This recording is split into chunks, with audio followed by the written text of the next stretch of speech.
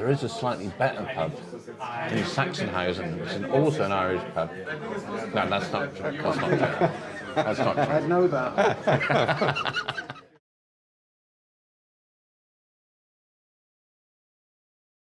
Welcome to LisFUB. Lisbon? Fucking hell. Completely forgot about that flight. Completely forgot about that flight. Jesus, what happened there? Did we have a good night last night? I think we did. We definitely did. So first off, what's your full name? My full name, including the middle name? Yes. Really? Okay, my full name is Robert Grimsted. No middle name? No middle name. Ah, very nice. And when and where were you born, Rob? So this is a bit of a strange one for an Englishman, but I was born in Kennystone Hospital, Marietta, Atlanta, Georgia. That is kind of strange for an Englishman. Yeah. So you're a Georgian. I'm a Georgian for the first 2 months of my life. My parents went out to the States. My dad was a design engineer in Concord and did a lot of work in aircraft industry, and he went out to the States and he did he kind of worked for Boeing, Northrop and McDonnell Douglas, and I was born en route. But I grew up in Redondo Beach in LA. It's not a bad place to grow up. I know. Well, now you just don't afford those places now. But so yeah, I spent the first 3 years of my life in California. Okay. Yeah. So when you were 3, then you moved back to England. The family moved back to England. Family moved back to England. Yeah. They actually had a QE2 journey out to America, and then we came back. We came back by Boeing, and yeah. And then I grew up in just outside, about 10 miles outside Bristol. Bit of a country life thing going on, but still accessible to the city of Bristol, which is an amazing place. Amazing place. Yeah, I've never been to Bristol. You've got to go to Bristol, boy. Yeah, it's a... Yeah. And what did you do as a kid growing up? What were you? What kind of trouble were you getting into, Rob? Never got into trouble. I'm a good boy, Scotty. You know that. Yeah, no, my parents were good. They brought me up right, and my older brother, 4 years older than me. We were pretty much cricket club, rugby club, football club. So lots of sports. Loads of sports. From the age of 8, basically, we did our thing, you know. Mum would always have a meal cooked, you know. We knew what time we had to be home by, and yeah. And we just played sports. We just sported the shit out. Yeah, it was good. Oh, that sounds great. Yeah.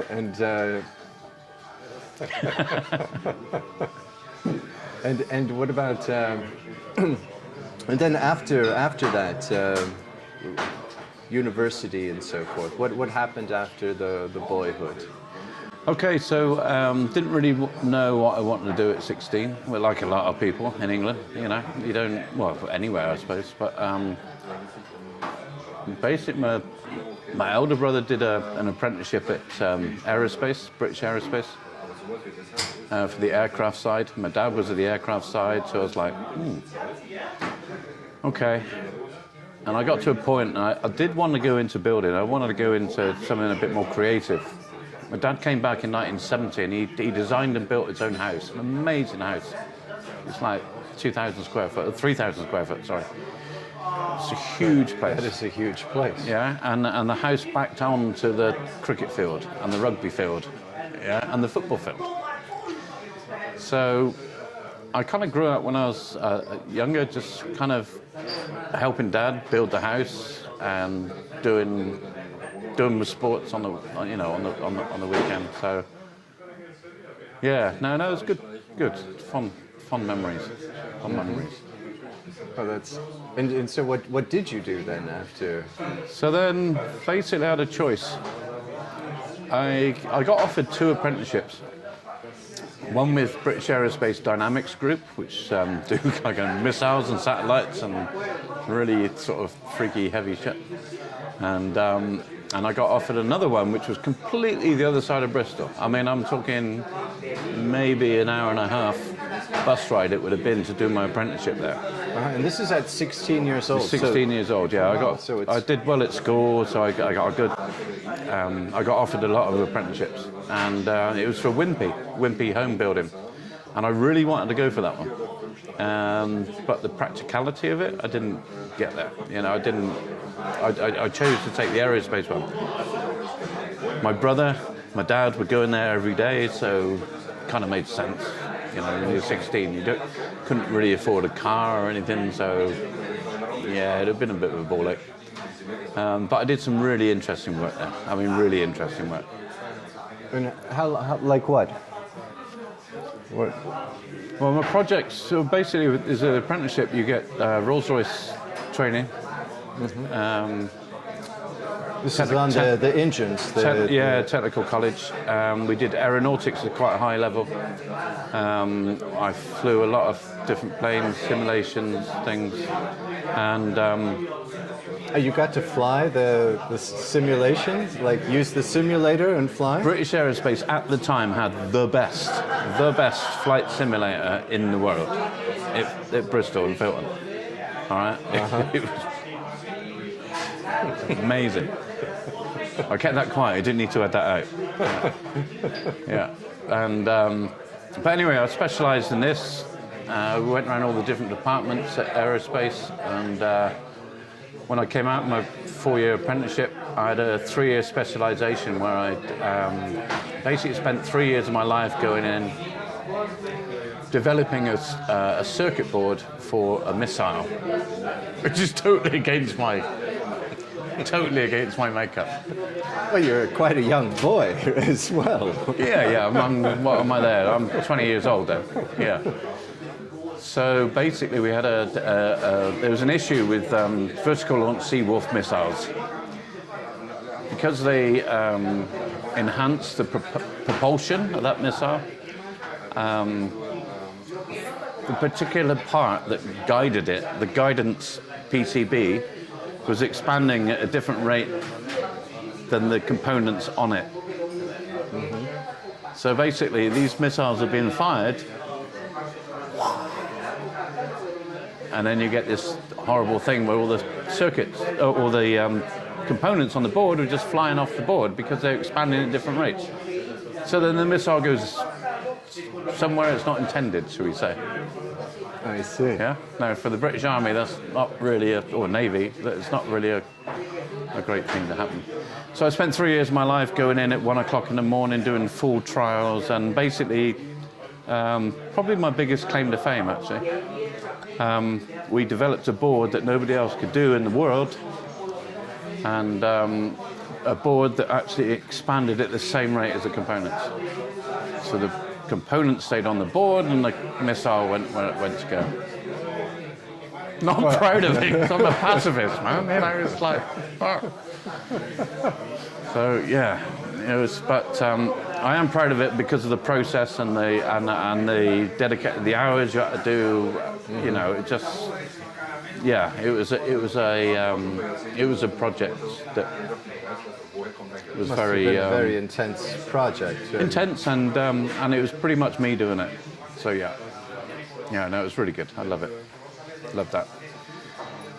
But then obviously, because I was using a lot of contractors coming in and saying, yeah, this can do that, that can do that, this can do that, and I'm looking at these guys and I'm thinking, okay, so you just driven down from London to do a bit of to put your product forward that might improve my situation, and I love that.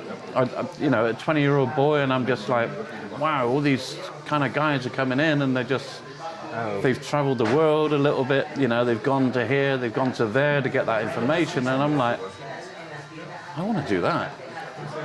I want to do that. You know, I've been stuck in the. Not stuck, but I've been in one place of work, and I like variety. Okay. So I was a technical sales guy for pretty much 15, 16 years of my life for various companies. Basically explaining something that's very technical from the manufacturer to the client and saying why.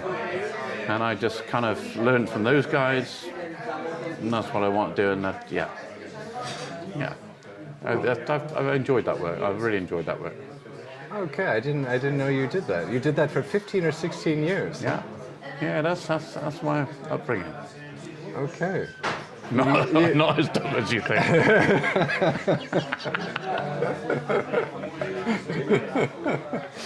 And did you traveled all over? I pretty much travelled the UK with a few companies. Always hit targets. Always did my thing. Developed a lot of stuff away from the missile industry. I went into other industries, chemical industries, and then I found renewable energy.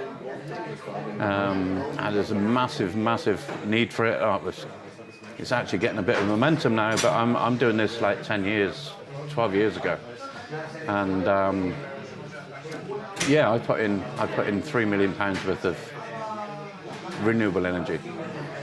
So I do the planning, I do the sort. Was it solar or wind farms or combination? I was more concentrated on commercial solar. Okay. So I did the initial designs. I found the client. I've talked through with the client what to do. Sorted out the planning. Sorted out the electricity boards. I had meetings with electricity boards, see if it's capable of hooking up to their lines and things. And in England, that can be quite testing. In Cornwall, especially. Yeah. So bit of a project sort of manager sort of thing.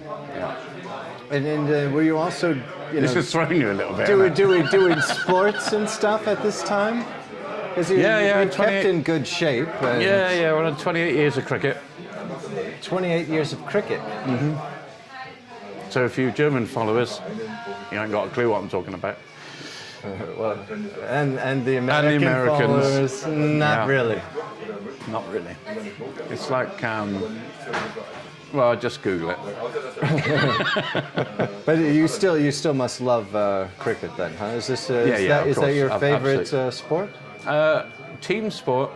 Well, I also had 20 odd years of football, and football was my real passion, and it is still now. Just watching football and being involved in the team sport of it all, and I love football. I love football. And are these some of your biggest passions? Would you say these are sports still like some of your biggest passions, or what are your biggest passions? Well, I think what do you like to do, Rob? What do I like to do? What gets you up in the morning? What gets me up in the morning? Yeah. Well, I mean, Rob, out of bed. Let's say out of bed. Sport's a big part of it. I've always worked hard. I've always played hard, but I love the team thing.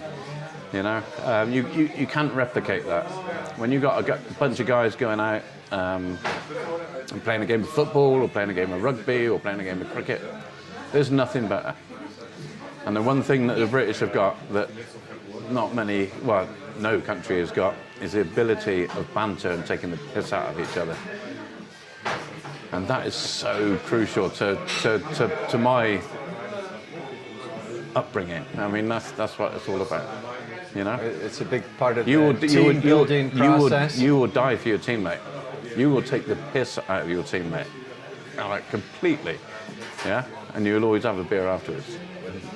Yeah, I love it. I love the whole. And that is probably one of the best parts of my upbringing is the involvement in team sports. Yeah. Yeah. So, those are like the best memories from growing up. Yeah. Hello. Yeah. And luckily, I can still continue it with the social places I put myself. Four corners. So have the banter and the piss take is just That is pretty much what gets me up in the morning. Have that ability just to be happy and be like nice. I work hard. I've always worked hard. Which is... Well, I know. Yeah. You made my wall, my roller wall. Your roller wall. Scotty's roller wall. Go ahead. Yes. Now those are shelves.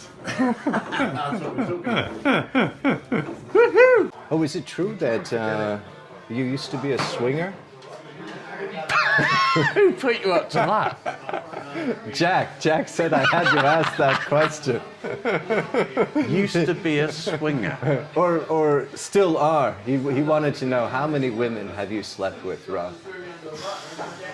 Jack wants to know. I guess he's counting. That's a bit weird, isn't it? Jack wants to know that. Well, actually, I've been... And this will surprise a lot of people. I have been a very, very good boy on that front. I'm very loyal to my girls. I was married for 18 years. 18 years. I got 2 beautiful children. I got a boy and a girl, got the perfect life, had the dog. Yeah. I'm really not bothered with that question, you know? I'm good with that. I'm good with that. I know you are. Yeah. I know you are. No, I'm true. I'm true. The girl I'm with now, I've been with for 5 years, so, you know. She's a good girl. And is she the reason that you came to Germany? How did you end up here in Germany? She was the reason I came here. Had a divorce 6 years ago now. Yeah, pretty much 6 years. And yeah, I met a girl at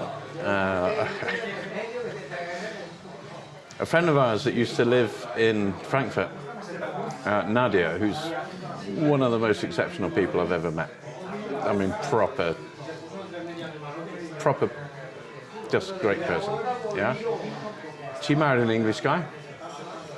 She moved to England, and Sabine was her best mate. And she married a guy whose surname was Kant. Don't laugh. Your hand's shaking there. Yeah. So every 3 years they have a festival, and it's called Canterbury. Okay. Kind of works, doesn't it? Yeah. Raphael, you're right holding that. You should have brought your tripod, mate. And yeah, we had it's a 3-day festival in Cornwall, in England. It's where I moved to with my family, and after the divorce and things, that was the thing to do, and I met Sabine. It was all good, and then I came back and forth. It was a ridiculously cheap flight from Newquay Airport in the heart of Cornwall to going into Frankfurt Hahn for 20 euros. So for 3 years I came back and forth for 20 euros, Thursday to a Sunday. Wow. Yeah. Well, I just come out of an 18-year relationship. I've got to make sure this is right. I'm not going to piss about. I'm not going to dive into another one, you know. So, yeah. And then after about 3 years, I thought, sod it. We finally sold the family house, so had to split that up as part of the divorce. And I thought, let's give it a go in Frankfurt. And I love the city. I love the city. It's an amazing city. You like it here, huh? You enjoy Frankfurt? This is... Shit. No. Yeah, of course I love it. Yeah. Because it has so many karaoke bars, is that the reason? Not just that. That's part of it. That's part of it. I do like a sing-along. Yeah. What is it about Frankfurt that you like so much? Or what are some Well, of the things? as I mentioned before, I grew up sort of 10 miles or 15 kilometres outside of Bristol. Mm-hmm. And then when I was in my 20s, and I'm playing cricket and whatever. When we used to go out and we used to party, we used to go into Bristol. And then I moved to Bristol, and then I moved to the poshest part of Bristol. We lived in Clifton for 12 years, yeah? Proper good. There wasn't a club, nightclub, casino I couldn't walk into. You know, the bouncers all knew me. It was just, that was my party years, 20 years old till 33, yeah? I love Bristol. And then Frankfurt reminds me of that, because Bristol was kind of not as small as Frankfurt, but it was very multicultural, it was very dynamic, it was very open, it was very... It just reminds me of Frankfurt.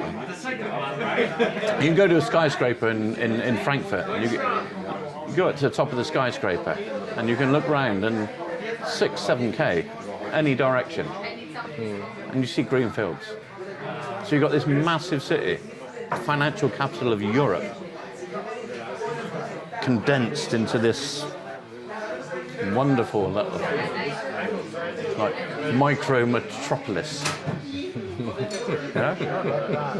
And then just across, and I live literally across one park away. So I'm 4 minutes on my pushback to get here.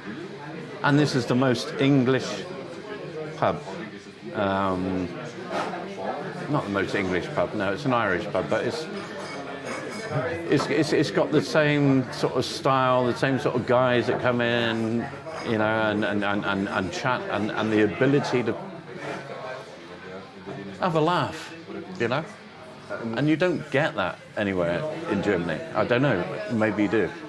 But I found this place, Four Corners, and yeah, no, I love it here. I love it here. And then you got the ability of like turbocharging in the evening at Sachsenhausen if you want to, or you can come back a little bit culturally and you can go around the museums. All right, or you can go to the wine market and be all posh. Yeah, I love the place. And you guys are all right. Yeah, we're okay. Not sure about you, but Raphael's all right. He's definitely okay. And what about spirituality? You practice any religion, or you have spiritual bent or beliefs in this? Okay, so I went. That's a good one. So yeah, initially, Mother sent us down to the Frampton Cotterell Church for a Sunday service. They had a little thing for little people, basically, before the main service. And we went there for a bit, and you had to make some crochet stuff, or do this, or do that, or paint a picture and the fucking love of God and all that. And I was like, nah, this is white. Didn't get it. And then I saw Dave Allen on TV. Dave Allen's an Irish comedian, okay? There's a certain sketch he does about atheism. And I was like, you've hit the nail on the head, boy. You've hit the nail on the head. I'll send it to you, by the way. So Dave Allen, Dave Allen he set you straight. He set you on the path. After about 6 months, me and my brother and a guy called Rich Goody, we used to get waved off at the end of the graveyard towards the church. Parents used to wave us off. Oh, we're going into Sunday school, aren't you a good boy? Yeah, blah, blah, blah. But rather than going in the door, we set up a little den underneath a big fir tree in the graveyard, and we'd say, we're not having this shit. You know, this isn't working for us. All this hallelujah stuff and incense and all that bollocks. You know, Church of England wasn't for me. All right, so we just did our own thing, basically. But Mum thought we were actually at Sunday school. A little bit naughty. Actually, that was a little bit naughty. That is naughty. Looking back. But, you know, that coupled with Dave Allen And being kind of in the science environment and the technical environment, none of that religion stuff made sense to me at all. All right? The world is not created by some bloke nobody's seen or some being, you know? It's not. Wake up, it's been here for fucking 30 million years, 40 million years before this guy turned up, you know? I mean, Jesus. Oh, Jesus. There you go. And Rob, this is a question I ask everybody. Ooh. What is success for you? What does success mean for you? Hello. It's personal happiness. It's ability to share love. Share love.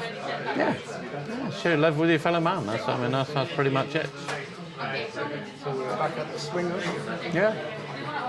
I mean, I've known people. I mean, the guy Rich Goody, he died at 16. The guy that we shared that third tree underneath, he got taken out with leukemia at 16 years old. It's my brother's best mate.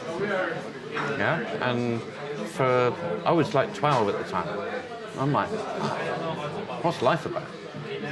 What's life about? That's not that don't work out, right?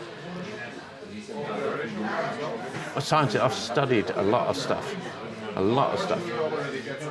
and and the ability for life, success. What is the reason of success?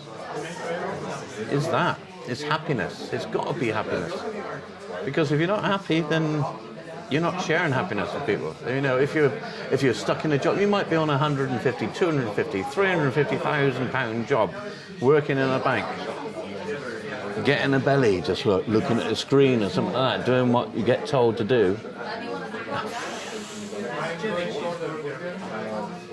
Not for me. Okay.